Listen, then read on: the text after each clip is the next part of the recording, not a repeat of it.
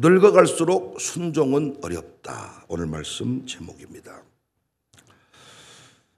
제가 참 재밌는 글, 감동적인 글을 읽었는데, 젊어서는 꿀밤 맞고도 깨진다.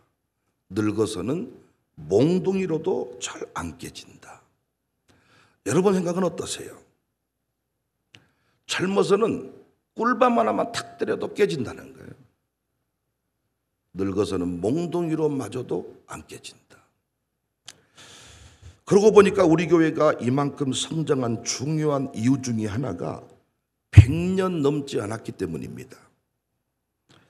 제가 우리 교회 처음 부임해서 목회를 할 때 우리 장로님들이 저에게 교회 이름도 필요하면 바꾸라 그래요. 마음껏 한번 목회해 보세요. 100년 넘은 교회에서 가능한 일일까요?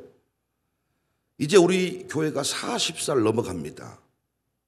3대 담임 목사가 왔다고 생각해 보세요. 교회 이름 쉽게 바꾸겠습니까? 제가 현재 상태로만 쭉 간다면 앞으로도 목회 한 30년 해야 되잖아요. 우와, 20년만 할게요. 그러면 20년 해야 되잖아요. 그때 우리 교회 나이 60살 되네요. 그럼 우리 교회가 이렇게 분명한 철학을 가지고 목회를 쭉 해가고 있는데 3대 담임 목사가 와서 예배 형태 쉽게 바꿀 수 있겠냐고. 나는 세대 동안 목회 안 드립니다. 늙은 예배, 젊은 예배 나누겠습니다. 쉽겠습니까? 100년 넘으면 어떻게 될까요? 진짜 불려시 됩니다. 100년 넘는 교회는 한국교회 자랑인데 100년 넘은 교회는 정말로 영적으로 불려시가 돼 있어요. 교회 내에 박물관이 있고 당회실에 가보면 역대 당회장 일대부터 쫙, 사실은 그 당회장의 사진이 진짜 은퇴를 제대로 딱 20년씩 하고 뭐 마무리 이 개념이 아니라 어떤 사람은 뭐 3년 만에 2년 만에 해서 1대, 2대, 3대 그 대수 바뀌는 게 뭐 대단한 자랑이라고. 장로님들 1대, 2대, 3대 장로님들 사진이 쫙, 당회실이 거의 회장님실입니다.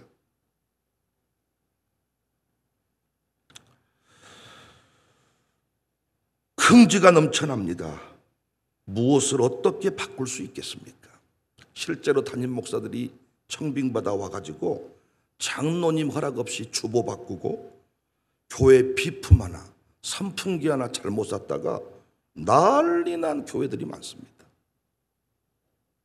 물론 목사에게 지혜가 절대적으로 필요하지만은, 아니 설령 장로님께 의논 못하고 선풍기 하나 샀다는 것이 그렇게 생명 걸고 싸울 일입니까?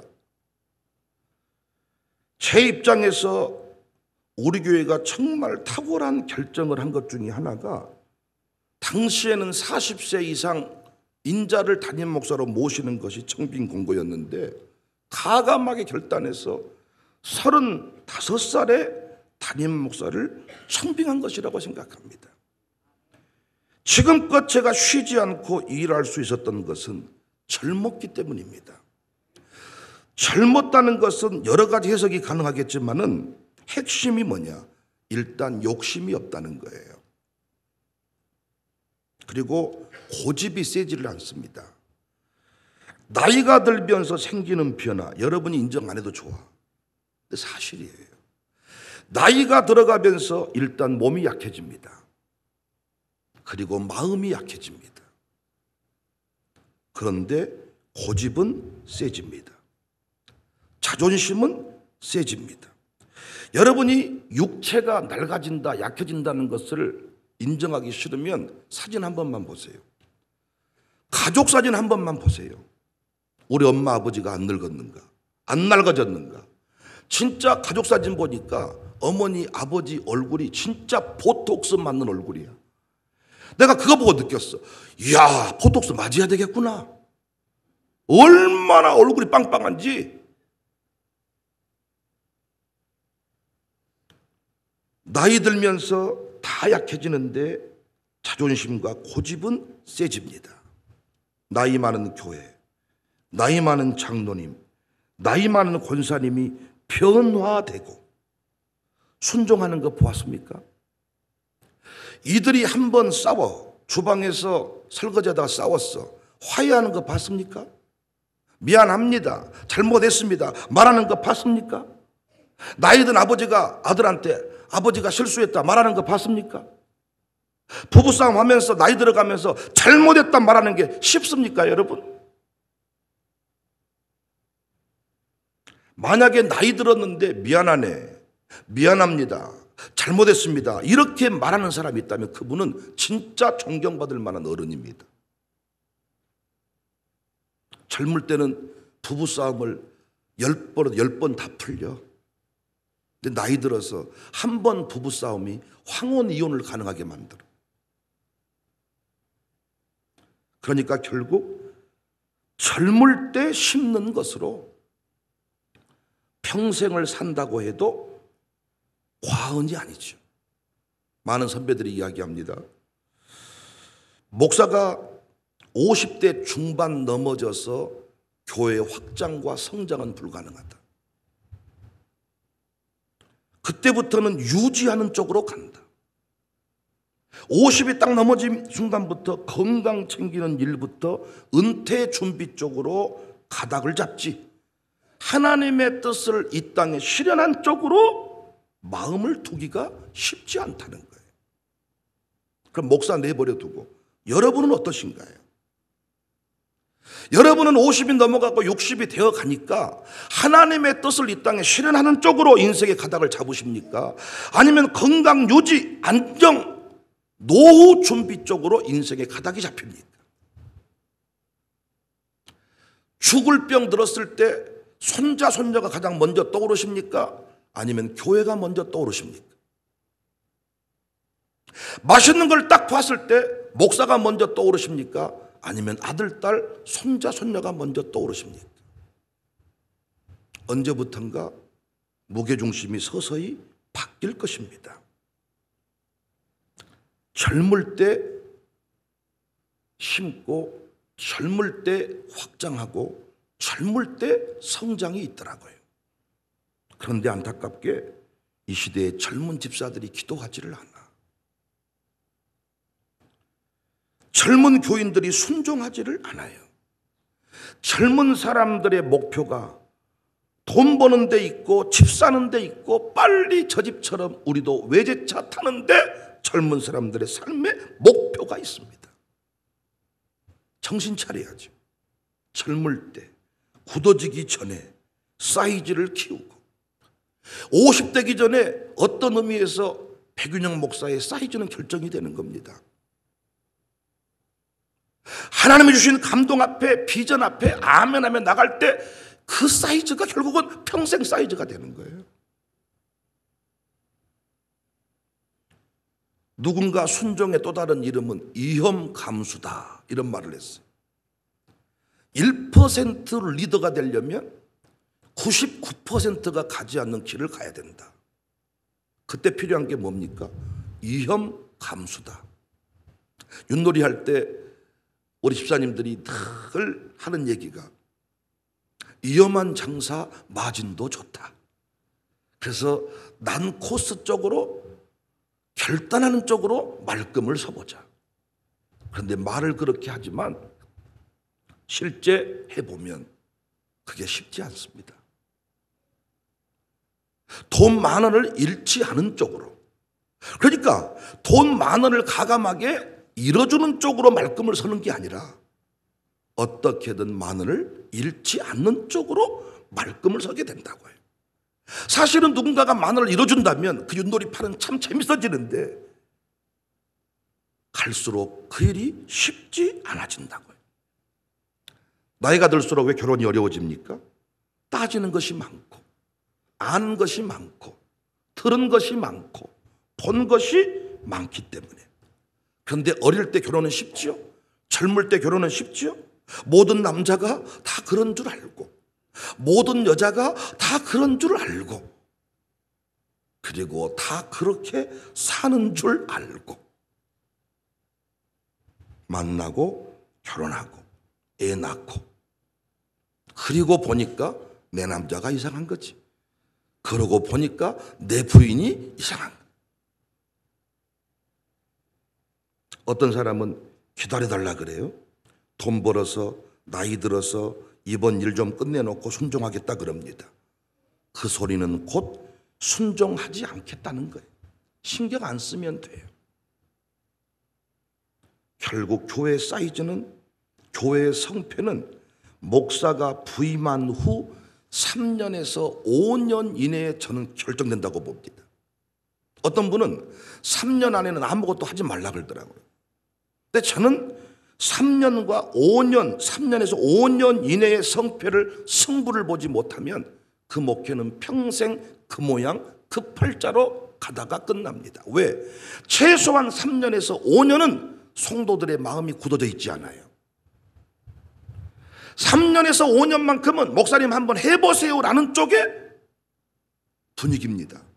이때 하나님의 뜻을 이 땅에 실현하지 못하면, 목회 현장에 실현하지 못하면 어렵습니다. 3년이 지나면 어떻게 될까요? 5년이 지나면 알 것 다 알고 볼 것 다 봅니다. 저만 해도 처음에 우리 교회 부임했을 때 이 정도 일을 한번 해봅시다 선포하잖아요. 그럼 여러분 형편을 잘 몰랐어 제가. 그때는 계산을 할 수가 없어.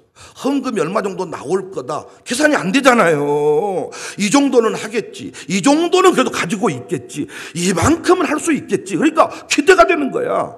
근데 3년 지나고 5년 지나고 보니까 숟가락 개수까지 셀 수 있어.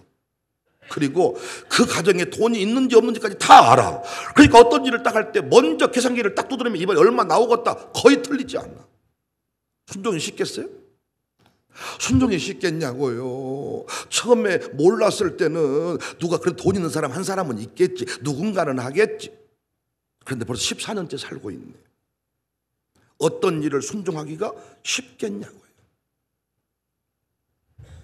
그러니까 3년에서 5년 이내에 성령의 인도하심 앞에 순종 못하면 그 목회는 그 수준에 머물다가 끝나는 것입니다.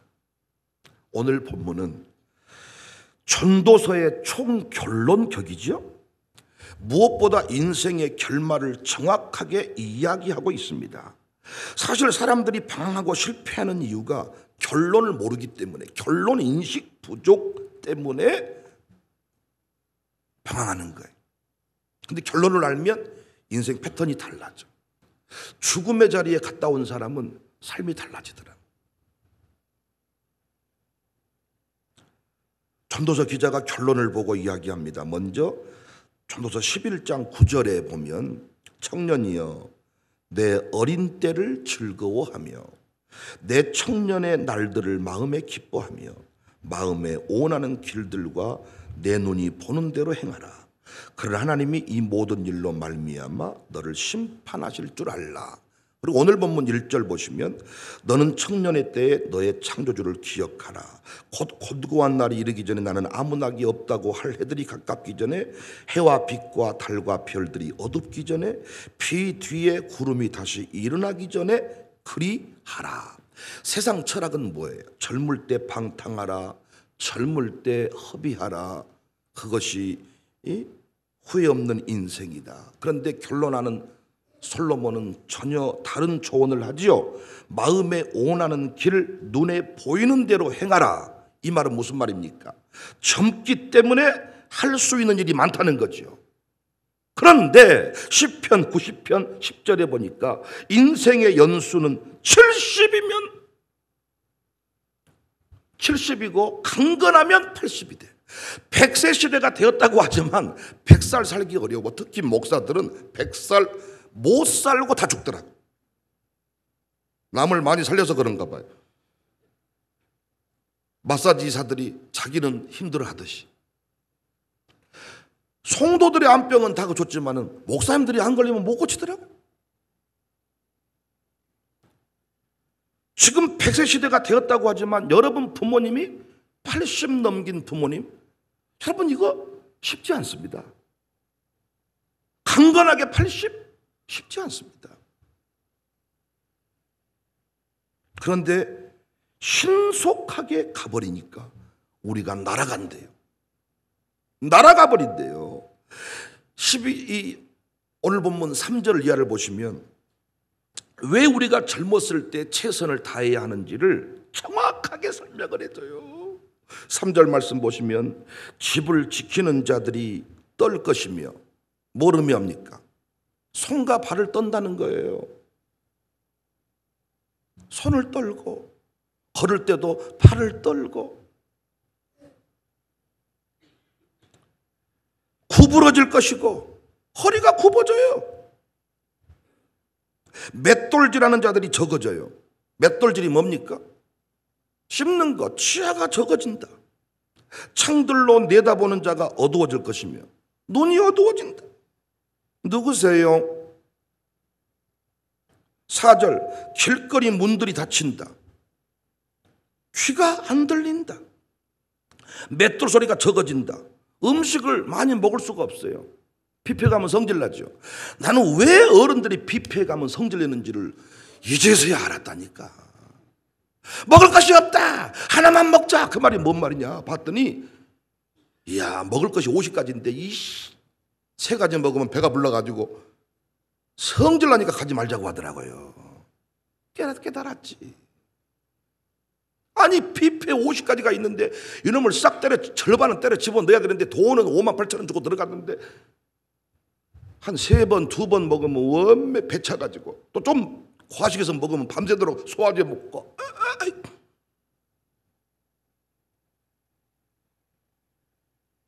새 소리로 말미암아 일어날 것이다. 새 소리가 뭔 말이야? 알람도 못 듣는데 이 말은 무슨 말이? 잠이 없어진다는 잠이. 그래서 부모님들하고 여행 가면 같은 방 쓰면 큰일 나죠. 2시부터 불 켜고 들어갔다 다니고 화장실 들어갔다 나왔다. 며느리들이 아주 죽죠. 그래서 돈이 좀 비싸더라도 방을 따로 잡아드려야 돼. 음악하는 여자들 쇠하여진다. 목소리가 떨고 약해져요. 5절에 높은 곳을 두려워하죠. 왜? 계단 내려갈 때 겁납니다. 살구나무가 꽃이 핀대요. 머리가 백발이 된다. 진짜 재밌는 표현은 5절 이하를 보시면 메뚜기도 짐이 돼. 메뚜기도 힘이 없어 무거워요. 정욕이 그쳐 욕망이 사라져요. 조문객 왕래 죽음. 6절 은줄이 풀리고 금그릇이 깨지고 부자나 가난한 자나 모두 다 종말을 맞는다는 것입니다. 탁월한 적용 아닙니까? 탁월한 가르침 아닙니까? 부디 젊은 날에 방탕하지 말고 젊을 때 외모 치장하지 말고 젊을 때 할 일이 뭐예요? 믿음의 사이즈를 키우고 믿음의 용량을 키우고 심을 일 있을 때 심고 순종하고 순종해서 나이 들어 그 열매를 따먹고 사는 거 아니냔 말이에요. 그럼 언제가 가장 젊은 날이냐? 여러분 유행가 많이 부르셨잖아. 오늘이 가장 젊은 날. 내 인생에 오늘이 가장 젊은 날. 내가 보니까 새벽 기도도 젊은 사람이 하는 기도지 나이 들어 하는 기도가 아니야. 제가 이 이야기를 양림교회 설교했더니 양림교회 담임 목사님이 이제 올해 은퇴하시거든요. 엘리베이터 타고 나오면 저보고 하는 말이 목사님 설교에 전적으로 공감합니다. 나이가 들어가면서 새벽 예배가 힘들지는 않는데 부르짖는 기도는 안 됩니다. 아름다운 테너 목소리였는데 지금 목이 잠겨 계시더라고요. 왜? 부르짖는 새벽 기도를 좋아하셨대. 새벽마다 아버지 앞에 부르짖었는데 나이 들어가면서 소리가 나오지를 않는데. 우리 교회도 나이 드신 분들이 새벽에 주삼창 하는 거 봤습니까? 들어보셨나요? 안 되는 거. 못한다기보다는 안 한다기보다는 안 되는 것이 아닌가. 많은 사람들이 안전을 쫓는데 안전하게 산다고 안전한 거 아닙니다. 순종이 가장 안전지대입니다. 제 두 아들을 가장 잘 키우는 길은 하나님의 말씀에 온전히 순종해서 하나님께 인정받는 목사가 되는 거예요. 그러면 천대까지 영광이 이어진다 그랬잖아요. 근데 우리는 하나님을 덜 섬기고 그것을 자식에게 투자하면 자식이 잘 된다고 생각하는데 참 답답하다고 생각해요. 자기 아들, 딸들이 목회를 해. 그럼 어떻게 해야 됩니까? 자기 아들, 딸들한테 우리 교회에다 바칠 돈을 보내는 것이 아니라 당신이 광주에서 돈 보내면 얼마나 보내겠어? 그런데 내가 섬기는 교회에 올인하고 온전히 심으면 그것이 결국 하나님이 축복의 소낙비로, 은혜의 소낙비로 아들, 딸에게 부어질 것인데 우리는 이 원리를 모르니까 가장 안전한 지대는 순종지대입니다. 아들, 딸들을 가장 잘 키울 수 있는 방법은 부모님이 말씀에 온전히 순종하는 것입니다. 이 새벽에 나온 청년들이요, 나는 당신들이 귀한 게 다리가 떨리지 않잖아. 높은 곳이 무섭지 않잖아. 머리에 살구꽃이 피지 않았잖아. 날밤을 새고 와도 아침에 피곤치 않잖아. 그런데 우리 어른들 어제 조금만 심한 일 하고 오면 오늘 새벽에 기도 못합니다. 설교도 못 듣습니다. 눈이 감겨가죠. 젊을 때 할 수 있는 일이 있다는 거예요. 그러면 언제 가장 젊냐? 내일은 또 늙어질 것입니다. 한 달 뒤에는 더 늙어집니다. 1년 뒤에는 더 못합니다. 순종은 언제 하는 거냐? 오늘입니다. 저도 돌아보니까 언제 순종할 수 있냐? 오늘 순종해야 돼. 지금 순종해야 돼. 지금 하지 못하면 애들도 더 커지고, 제가 젊은 날 부임해서 했던 말이 그겁니다. 전 아직까지 교회가 돈을 많이 주지 않아도 됩니다. 왜? 애들이 아직 어려서 이 정도면 충분할 것 같습니다. 그때 교회에서 준 돈, 생활비 너무 작았죠. 그런데 어렵지 않았습니다. 이제 갈수록 돈 들어가는 구멍이 더 많아지고 교회에서 주는 돈은 많아지는데 쓸 것은 갈수록 없어지는 거잖아요. 여러분 똑같지 않습니까? 청년 때 헌금하는 것으로 사실은 집사 때 누리고 사는 거예요. 집사 때 헌신한 것으로 장로 때 간증하고 살더라고요. 장로 때도 보니까요, 처음 장로 됐을 때 헌신하지 세월 지나면 헌신한 거 아무것도 없어. 못해. 아는 게 많고 보는 게 많고 다른 사람 한 것 그것이 자기 것인 줄 알아. 아니더라. 나이가 들어갈수록 탁월해지는 것이 많지만 순종만은 안 됩니다. 제가 선배 목사님들하고 얘기를 해보면요, 참 선배들이 목회했던 때는 교회가 세 개로 쪼개져도 세 교회가 다 건축했습니다. 그때는 기독교인이 1200만이야. 4명 중에 1명이 기독교인이요. 지금은 500만, 700만? 필리핀 가보면 세 가정만 모이면 주일학교가 돼요. 5명, 7명.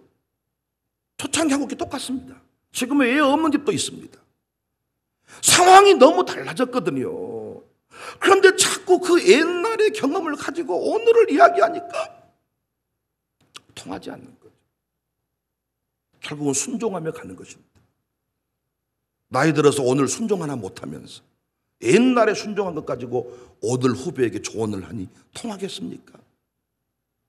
나이가 들었지만 오늘 순종했다면 그분은 싱싱합니다.